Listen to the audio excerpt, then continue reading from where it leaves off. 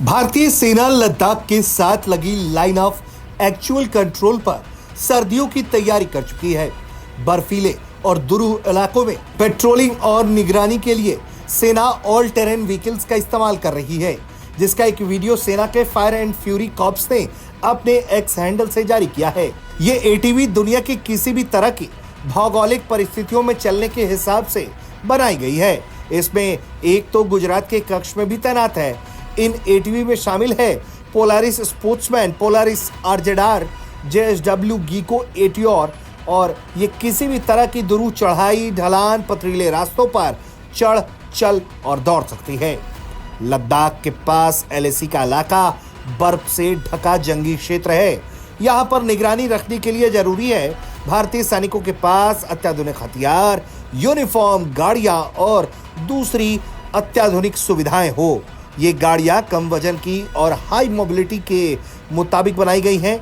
इनकी मैन्यूवरिंग बेहद आसान है। ये किसी भी तरह के रास्ते पर चलती और दौड़ती हैं। दिप्सांग के मैदानों और देमचोक इलाके में भारत चीन की सेनाओं के पीछे हटने के बाद इन गाड़ियों को शामिल किया गया ताकि पेट्रोलिंग तेजी से ज्यादा दूरी तक की जा सके।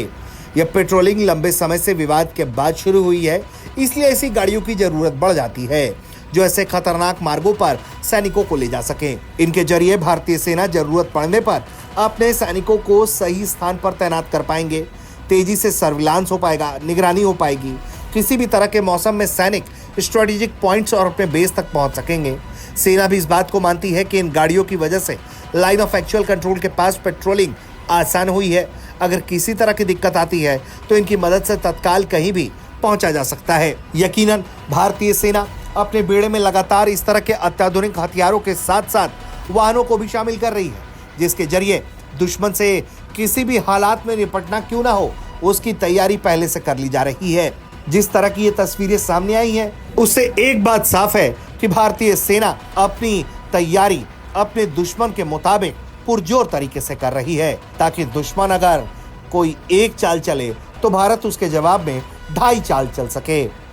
ब्यूरो रिपोर्ट, भारत तक।